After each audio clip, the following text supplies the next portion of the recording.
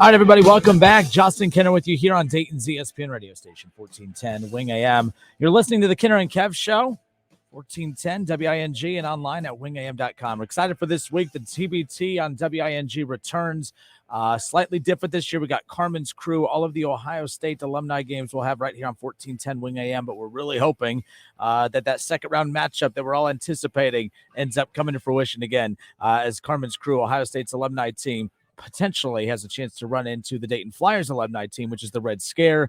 And we've always been a huge fan of the TBT here on 1410 Wing AM, and we're excited to be live at UD Arena coming up later on this week for the Dayton version of this. So joining us now, he's the head coach of the Dayton Flyers Red Scare. He's a former Flyer himself. We got Mr. Joey Gruden hanging out with us. Joey, it's been a while, my friend. How are you? We're doing good over here. We just finished up with practice on campus, so we're doing good. Not too bad. Hey, this is what, year 5 for the Flyers, year 4 for you being the head coach? Yep, year 5 and yep, year 4, like you said. Now, I know this sounds like a silly question, but why do you keep coming back every year? What is it? Because keep in mind, director of basketball operations at Stetson, not that means you forget about Dayton or anything, because once a Flyer, always a Flyer. But obviously this has to mean a lot to you to continue to make this a priority as you continue kind of climbing those coaching ranks as well. But this is something that still means a lot to you, obviously, by continuing to come back every year. Yeah, me and Bonsu, every year we finish, we're always like, man, I don't know if we're gonna do this again. But you know, as a little time passes and we have some time to relax, we just love being back together with, honestly, all the guys like me, him, and you know, our teammates that we played with and get to coach, playing back in the arena. It just brings back so many good memories, and it's such a good week of, not vacation, but like a good week to get back with your friends, play basketball, have some fun, compete, and try to, you know, win a lot of money. So it's a good time for sure. So as you said, year 4 for you, but last year, this is year 2 at UD Arena. Last year was the first chance you got the opportunity to pace the sidelines as the coach of the Red Scare at UD Arena. Just what was that opportunity like? Because some people that aren't familiar with the TBT, they just chalk this up to a little exhibition tournament or whatever. But I was blown away at like the game day feels that it actually had. Of course, Flyer faithful know nothing like them, and they made this feel bigger and better than ever last year. Just talk about what that was like last year and how that's motivated you to kind of look forward to this even more this year.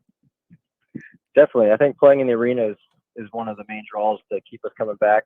You know, a lot of us didn't get to play in that new updated arena. So for us to come back, play in front of the crowd, you know, and I heard even this year they got the pep band come in. So it's going to feel like, you know, back to the old days, like a real basketball environment, a real game. And for people that don't know, the whole lower bowl feels pretty full in there, and the music gets loud. They play the same introductions like they did in college. It feels like a real game, and the players are all playing for a lot of money, so it's definitely a very competitive environment. So yeah, like you said, it feels like a real, you know, college environment basketball game. The band you mentioned, is that just for the Red Scare games, or will that be for all the games? I think it's just for the Red Scare. I mean, I think they got 30 guys signed up so far to play in the band and you know, cheer us on.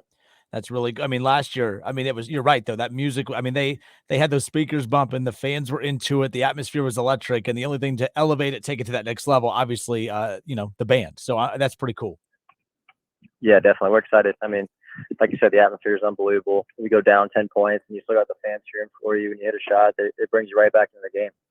Scoochie Smith, Jordan Seibert, obviously. It was electric last year watching, you know, obviously Scoochie make his first run with the TBT. Jordan Seibert, that's a huge talent to have back on this roster as well. Daryl Davis, who's Mr. TBT. I mean, he's been there almost every single year.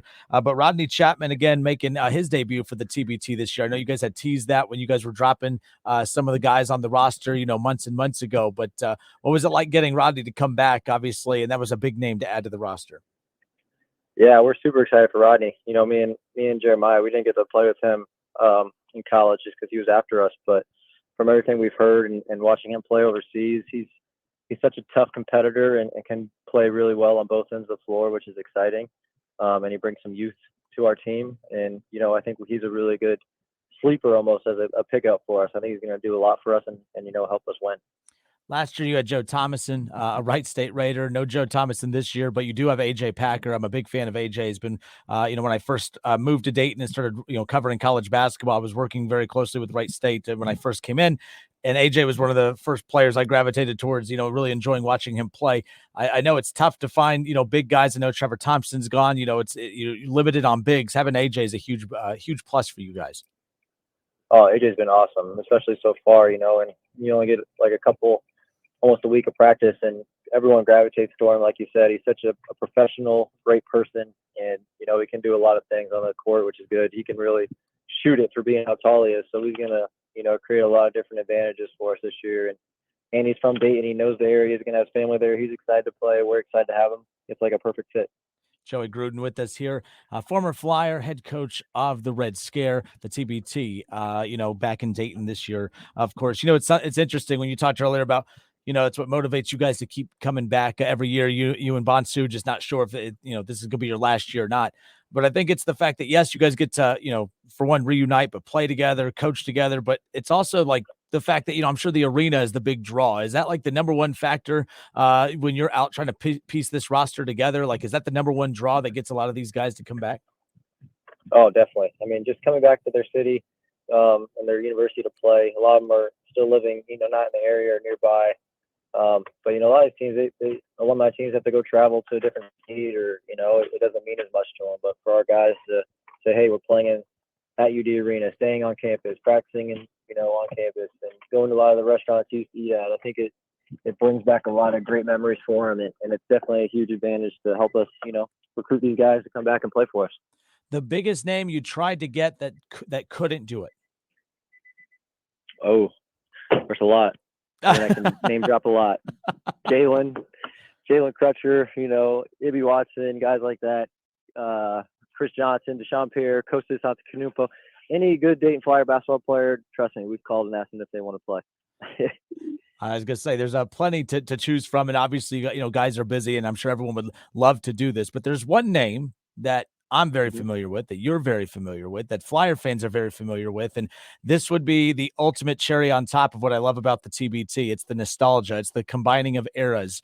And there's going to be a Flyer great that is right now being advertised as just being on the bench. But I know everyone's getting pretty antsy and wants him to get his ass out on the floor. And that is Mr. Chris Wright. Where are we at? How much do you need help? What do we need to do to increase the pressure, to peer pressure him in to step in foot on that floor?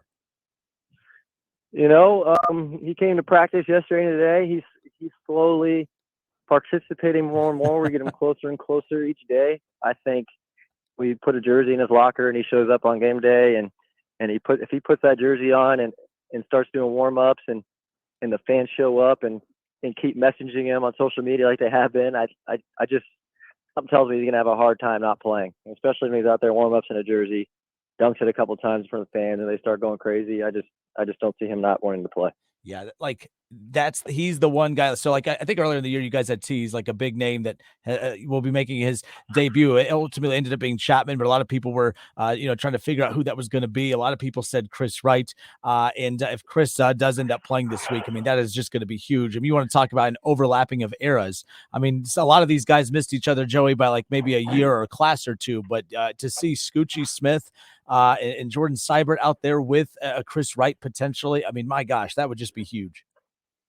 I know. I made a joke to him yesterday. I said, "How about we do this, Chris? We're going to have pass from Seibert to Daryl to Mike Seld, back to Scooch, lob to Chris Wright. How does that sound?" And he started laughing, and I think it got him excited. And I think he's really, I think he's leaning towards yes, but I can't make any promises. We just need those fans to come out and really yell for him in pregame warm-ups. All right. Sounds like a plan. Definitely looking forward to it. Chris is out there. That's awesome. If he's not, it's just great to see his presence around the guys, of course. And we're really looking to see all of some of the biggest fan favorites, former Flyers, going to be in action coming up later on this week. The TBT back at UD Arena, the Dayton Regional, the Red Scare will be in action Wednesday night, taking on India Rising, and that's an 8 p.m. tip-off. If you can't make it there, that's fine. You can watch it on ESPN Plus, but we want that arena full. We want that place rocking, and we definitely want that second-round matchup against Carmen's Crew on Friday night. I know you guys are just you're going to give me the coaches speak. I get that, Joey, but one game at a time. But I'm sure that's a fun matchup that you guys are potentially looking forward to. Definitely. We're looking forward to any matchup, but definitely we saw that one and our eyes lit up a little bit more.